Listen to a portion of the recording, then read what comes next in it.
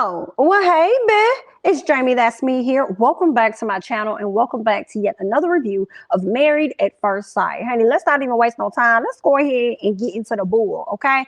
So the couples check in and it's going well for most of them, okay? But it's still not going good for Chris, all right?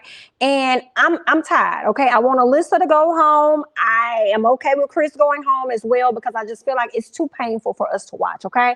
I feel like Chris having to be in this situation with Alyssa is more painful, okay? Then it's hurting them more than it's helping them, is how I'm feeling, okay? I feel like as experts and therapists or whatever you want to be on this show, you should know the dangers of what this is doing to a person, okay? Y'all about to scare people away from getting married. I hate it, okay? So anyway, Chris says that Alyssa is doing everything to not be a wife. And I say, baby, you ain't saying nothing but a word because that's exactly what it is. Okay. She's doing everything she can to not be your wife. All right. Alyssa says that she is what? She says she's going to try and stay in the game or something like that. And I'm like, okay, then girl, bye, whatever. We don't believe you. You need more people. Lindsay and Mark. So Lindsay and Mark are in a better place after the dinner that they had. Because remember, he said he wants things to slow down. And she said, well, baby, I don't know how to be in the middle. Okay. It's either all or it's none. And at this point, it's going to be none with me. Right. Then she calls him out about it. She with the bathroom door open and doing all this other stuff. Baby, you want to tell me to slow down. But what about you? You need to slow it all the way down. Why you want to talk about me? All right. So they ended up having to talk later on after dinner, and all appears to be well in the moment. Okay, let's get to Kat and Elijah on. So they go horse riding, and he calls them to I feel like going on this horse riding thing caused them to kind of like learn a lot about each other. Not a whole lot, but you know, a bit. We learned from me that he's more adventurous and she really isn't that adventurous, okay? He's the one to just jump into stuff, okay? He just want to jump into stuff, whereas she ain't really a person that likes to just jump straight in, right? He doesn't like that she doesn't like that he pushes her so hard. She wants him to like actually listen to her. I feel like that's going to be a problem. I feel like a lot of times what she has to say may not matter to him. At least those are the thoughts that's in my head, right? So I feel like they're going to have some push and pull moments with that. She was doing a lot of complaining, but I felt him on that too. It's like, girl, you're doing a whole lot of complaining. You act like the horse done ran off. Girl, the horse is still here. Okay. But I mean, if that's a fear of hers, that's just a fear of hers. So anybody probably will respond in that manner if you're afraid, but you're trying to step out of that comfort zone to be adventurous for your partner, right? So I feel like if she's going to be stepping out, giving him a little bit of that, of what he wants for her to be adventurous, I feel like she's right. He does need to have a bit more patience with her in that fashion, okay? So there's that. Steve and Noy, nothing. Okay, they ain't give us nothing. All right, I'm trying to think of a time that they gave us something and they didn't, so we're gonna skip. Okay, Chris and Alyssa. All right, because this episode was truly really all Chris and Alyssa. All right, so Chris and Alyssa, they go to play tennis and the experts are trying to get them to connect with each other. Chris is hoping that she recognizes that he is actually trying, and I'm like, Chris, she has been saying that for about a week now. She sees that you're trying. You don't have to prove anything else to her because she does not want it. Okay, we know you want it. But at some point, I would even hate for you to get in this marriage, even if she gave you just a little bit and you're the one giving more of yourself and she's barely giving anything. Like, why would you even want to start your marriage off like that? It's unfortunate, right? But I mean, I guess he keeps holding on to, that's the funny thing, right? He keeps holding on to what her family and friends said about she needs time to come around. Meanwhile, she's using the excuse of holding on to what his family said about him in an effort to kind of like push him away, because that's not what she wants. When America sees, and even Kat and everybody else sees, that she's not physically attracted to the man, and the man don't even look bad. He's not even an ugly guy. So it's like, girl, calm down. And I don't know who you thought you were. Okay, you out here acting like who did you think that you were? Because you're not. I can't. Anyway. So Chris compliments Alyssa on being a fun, loving person and how they have things in common. I said, when did you see a fun, loving person, Chris? When did they ever come across your face? When did you ever see something like that? Cut it out, all right? But anyway, so he talks with her about moving into the apartment together, girl. This was messy. We had this talk on the last one, girl. We was wondering whether or not Miss Girl was going to slide on over there into that apartment, but girl came up with a little scheme. But let's go ahead and talk about this part. So she says that she's not comfortable with moving in. Why? You act like he's finna do something to you or harm you. What you mean you're not comfortable with moving in? See, what is giving me is that she don't want to move in with him or do anything because I feel like she might be afraid of actually liking him, but she can't get past the perception of how other people would view her with a man that looks like him the way that he does. You see what I'm saying? That's the only thing that makes logical sense to me. Somebody else help me down in the comments, okay? So he speaks on what he committed to earlier in the process. She immediately cuts him off. Why would you want a relationship with a person that's not hearing anything that you say and immediately cuts you off? That's a problem. Okay. So she cuts him off and says that, I really don't like that you're saying what you committed to in the process. Because no. What you're saying, you're making it seem like you're insinuating that I wasn't committed. And it's like, no, that's how you feeling. That's the guilt that's tapping on your shoulder. But that ain't got nothing to do with me. I'm just speaking on what I committed to in the process. I wasn't saying that you wasn't committed. I'm just speaking on me. But the fact that you would say that confirms that you already know that about yourself. That's what that is, girl. I scoot over. Right? So let's go ahead and move on. And then the thing for me is, but girl, sister girl, honey, you weren't even committed though. You weren't committed to moving in the beginning. That's the thing for me. Like not so much as moving in, but you weren't committed with this whole process. And you the one who wasn't, you said you wasn't comfortable. So that's not showing that you're committed if you're not comfortable. I mean, at least not committed to this relationship with this man, or at least trying. I hate it. So here's the other thing too. She won't even look at this man. The entire time he's talking, she won't even really give him eye contact. I say she is in utter disgust with him. And it was confirmed. It was confirmed when she walked off. So let me see what else I want to say. She says that she feels robbed of an opportunity. If you feel robbed, then girl, go. Then leave. Make a decision. Exit stage left. If you feel robbed, okay? Then she tells him that they both want to leave there, but no, she says they both want to live there, but they don't want to live there together. He has made a decision to move in without her, and that's the problem that she has. She's like, okay, we both want to experience this process, but I don't like the fact that you're the one that made a decision that you're just going to move in without me. Like, that's not fair. And I'm just like, what is going on in her brain? How does this actually make any logical sense to her? Like, nobody is understanding what it is that you're saying. You sound foolish. Okay, you sound absolute foolish. You the one who feels uncomfortable with moving into the home. So if you don't want to, fine, that's on you. But I'm still moving in. Like, what's the issue? Like, I hate it. So she walks off getting upset like a damn baby, and they go over there to pander to her and make sure she's okay and all this other stuff and wipe her tears and all this other bullshit. Meanwhile, she's publicly embarrassing this man on camera. Like, I can't. Then she brings up wanting to hang out with the girls, and she can't do that because she isn't staying at the apartment. Then stay at the apartment. But the issue for me is the fact that you are more interested in hanging with the girls than you are getting to know this man. This is not a girls' trip. This reality show is not Bad Girls Club or girls that stay in the same unit. Same building. Like, no, ma'am, this is called Married at First Sight. It's not called Marry My Friends at First Sight. I hate it. So they tell her it's more about her being with her spouse, though. Then she starts complaining about his hand gestures. And when she said that, I said she definitely is in disgust. Like, that confirmed what I already was thinking. I mean, look at his hands. Look at what he's doing. Like, you just don't like him. What image did you have in your mind? You had Steve in your mind, didn't you, girl? That's what you had. You had a tall, athletic, built, fit man, didn't you? Girl, them the type of men that you like, the ones that treat you like trash, but look good on the outside and look appealing to everybody else. Yikes. Let's keep going. Mark. Let's get to Mark and his landlord. Okay, the landlord clearly does not know her place. And that's funny to me. She don't know her place. She calls him multiple times a day. How rude. Like, what is that even about? And I feel like Lindsay should have nipped that in the bud immediately, right? Maybe she tried and he just told her that, oh, it's just, some issues with the apartment. So what is she supposed to do about that, right? We found out that she changed his lease out of nowhere, and she told him that the new rule is that he can't have no cats because he has bed bugs, right? Or bed bugs are in the house. So now she's changing the rule, saying that you can't have cats, and because you have about 2 cats, you're gonna have to go ahead and you're gonna have to move out. So she about to evict him, and Lindsay feels like that's messed up, and I agree with Lindsay. Like, that is completely 1000% effed up. Like, how you gonna just change the rules on this man overnight and then put him out?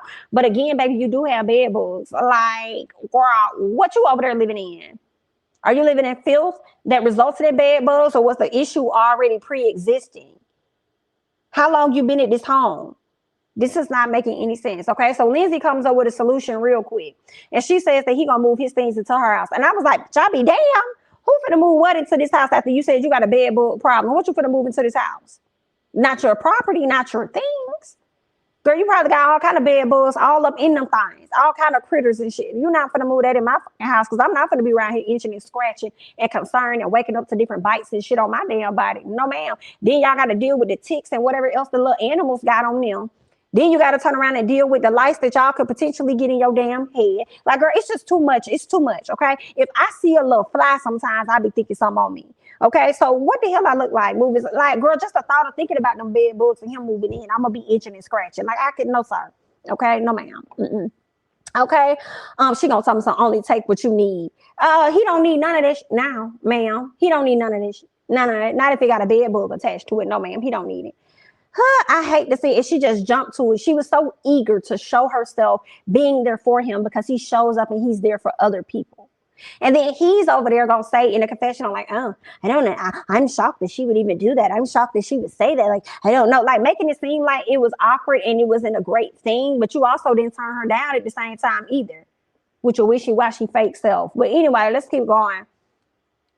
Michael, Jasmina, Olajuwon, and Katina, they all have a double date. Jazz and Mike speak on their similarities. They have so much in common, how they are so strong-minded in their opinions and stuff.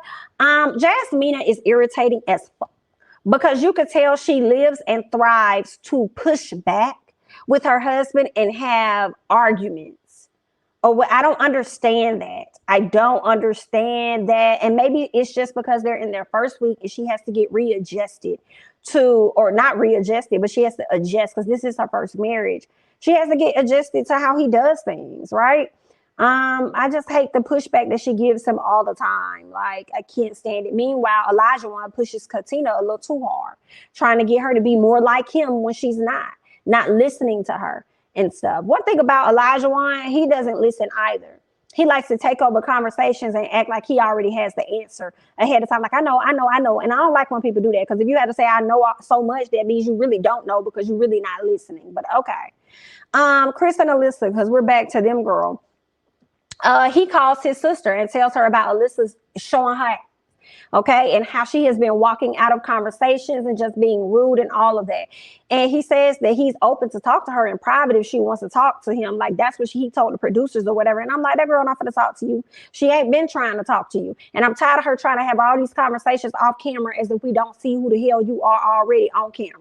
So it ain't nothing, a thing that you can say behind the scenes that we not gonna already see on the screen. So F you, girl. So Alyssa tells the crew that she hates him. You hate yourself. You hate yourself, Alyssa. Okay? Come close. You hate yourself. This man ain't do nothing to you. If anything, he's been trying to show you, even with your pushback, that he's going to continue to be there for you. Right? Continuing wanting to be around you in your space and make something happen with y'all. Girl, you are bogus and you're foolish and you hate yourself more than you hate him. Then you want to be mad with your mama because your mama feel like you doing him wrong or whatever, but you're not. And I'm so tired of hearing her talk about how much of a good person she is. We probably done made $100 if we got $1 for every time this woman talk about how much of a good person she is. If you got to keep telling us that, then that means that you are not. If you got to keep reminding people how much of a good person you are, it's because you already know that you're showing yourself to be a fool on camera, and then want to sit up there and say that if it doesn't reflect on TV that I'm a good person, I'm gonna be heated. Well, be heated with yourself, because we only gonna put out what the hell it is that you give us. So you could be mad all day. All right. So there's that. What else? She calls him a shitty car salesman who sells houses. How disrespectful, girl. What do you do? What is your job? Then gets mad that he will be staying in the apartment while she will be forced to go home and she can't hang with her girl.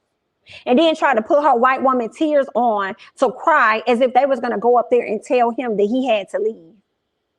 And she was the one that was going to stay.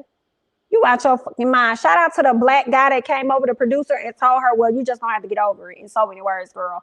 It's supposed to be for a family. This is a family situation. Okay? I mean, not a family, but a husband and wife, a couple thing. If you ain't trying to do it, the show is called Married at First Sight. It's about you and your partner. You trying to make it about everybody but that. And that's a problem for me.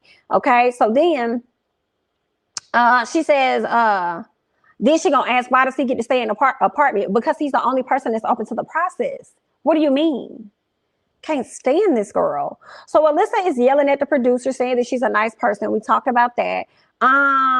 What else? So let's get to Chris and how he sits down with Mark and Lindsay. So Chris sits with Mark and Lindsay and talks with them about Alyssa, how he thinks they are compatible because she's driven and she's ambitious. Where did you see that at? And how did you find that out? Because that's not what she's showing.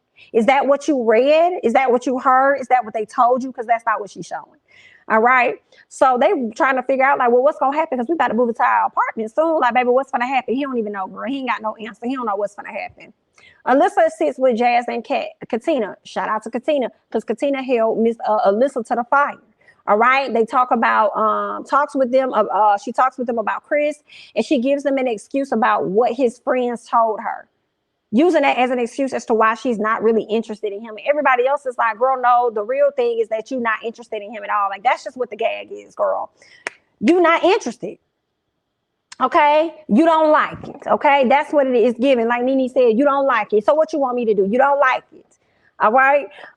Kat says that she saw pretty much, she see through the BS and told her, like, girl, I just really think that you're not attracted to him like that. Well, I'm just telling you what it is that I think. Okay, girl, it's coming off as though you're just not 100% attracted to this man. So, I mean, that's why you're not giving him a chance. I think you should give him a chance. And if not, at least I think that you should at least just keep it a buck with him. Maybe he keeps coming to you wanting to have answers because you're not giving him none. Maybe you're not keeping it 100% authentic. So when we get to the dinner, hold up, let me say this before I forget. So like when they go and sit down and she has to make a decision about whether she's all in or all out at the very end, when they sat up there on the by the apartment or whatever, she couldn't give him an answer. She said, I don't know. I mean, tomorrow's the last day, so I guess I could tell you next week. What kind of shit is that? Nobody got time for that. Anyway, we get to the dinner. Chris and Alyssa talk about the next steps in the process. Alyssa says that she wants them to take turns moving in. Like, you move in for the first month, I'm gonna move in for the second month. But you got me. If I done moved in for a month, I'm not gonna move my shit out. I'm not. So you can miss me with all this shit. You either gonna move in with me or you not. Right? What I loved was how Chris held her to task and did not allow her to manipulate or mind fuck him. Right? I loved it. So okay. Is this still going? Okay. So then I love that he did that. So Chris is not interested. He's not interested. And I'm so glad that he isn't. Okay. Like, girl, sit your ass down. If you don't want to be here, go. He said, listen, I would like to hear out of your mouth that this is not something that you want. If this is how you feeling, let us know out your mouth that this right here ain't what you want, player. And I'm cool, pimping. We can move however you want to move, okay? I can go on about my life. But I want to hear you say that, and I want to hear you say that on camera. I didn't understand why it was so important for him to say that, but I did see some people saying that they can't, like, make them leave. Like, I guess, like, the experts can't make them leave by way of contract. And I also wonder if she says that out loud and on camera, she would be in breach of contract, which would make him feel more comfortable walking away from the situation, so they know that it wasn't him and it was her. So I don't know why it was so important, or it is so important for him to hear her say that out loud to the cameras, to America. I don't know. But anyway, so there's that. What else?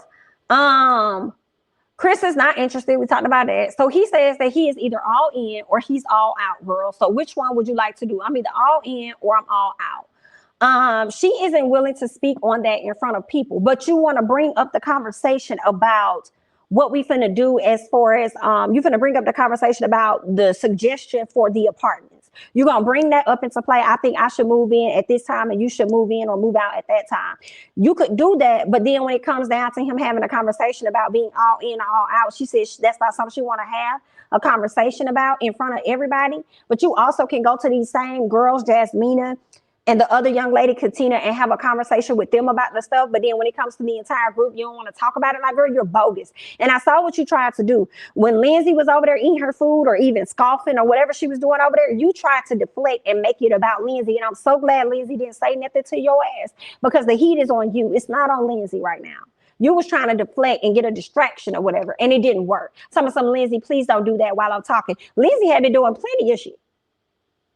But you just decided in that moment to say something to Lindsay. That's because, again, distraction and deflection. I can't. Anyway, girl.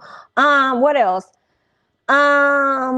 She complains and cries to the producers to make him not stay in the house so that she can stay in the house. Alyssa wants to hang with the ladies more than spending time with him. She kept talking about how she wanted to experience this with her friends. She wanted to get this experience. They both want to get this experience. And what I don't like is how she tried to coerce him into agreeing with the fact that we both feel cheated in this process. You don't like it. I don't like being here. You're not satisfied with me. I'm not satisfied with you. We both want to stay in the house. I don't want to be here together. You don't want to be here with me. Like, I just hated how she tried to like coach him into agreeing with her. I was like, girl, you bogus bimbo. I hate to see it. What did he end up doing? He saw through her bullshit, saw through her BS. He's like, you continue to speak on an experience, and the fact that you would say an experience and then you like, number one, this isn't an experience. This is supposed to be like real. Like, yeah, it's a process. You're trying to have an experience without a process or something like that. He said, I love that he said that. He also went on to talk about her wanting to be there with the friends. You care more about that than you care about trying to make a connection with me. That's a problem. That's a problem. I was so glad that he stood in it. And then you got one of the producers over there like, Chris, could you please give her more time? Because she said that she couldn't tell him whether or not she was going to be all in, all out, or whatever. It was something she needed to tell him the next week. And he ain't even got your damn number for y'all to even have a conversation. What a clown. And so the producer was like, Chris, can you give her more time? No, he can't give her more time because it's called Married at First Sight. They didn't have time to meet each other, get to know each other, vet each other, or do anything. So now the time is out the window. She needs to let somebody know what's up right now. Period. This man gave her all the time that she need while being on this honeymoon. So why the hell does he need to continue to wait on this bitch's time? And why are y'all sitting up there allowing it as well? Girl, I can't. Go away. I'm like, bring back the black producer because he's the only one that know how to handle her accordingly. I hate to see it. But anyway, girl, honey, listen, this is all that I got. I ain't got no mother more. Do you hear what I say, honey? Y'all go ahead, hop down in these comments. Let me know your thoughts and everything about the situation. Okay, let me know your thoughts. How you feeling about Chris and Alyssa? Because that's really what the episode was about this time, right? Also, let me know your thoughts about girl, I don't know why this thing is not moving. Also, let me know your thoughts and comments about what's his name? The bed bug man. What is bed bug man name? Mark. Is it Mark? Let me know your thoughts about Mark and Lindsay. And yeah, just the overall episode. That's all that I got, girl. I'm Jamie. That's me, honey. Don't forget to like, comment, subscribe, share my videos. Follow me on Instagram and Twitter at Jamie. That's me. And I'll catch you guys in the next one. Bye-bye.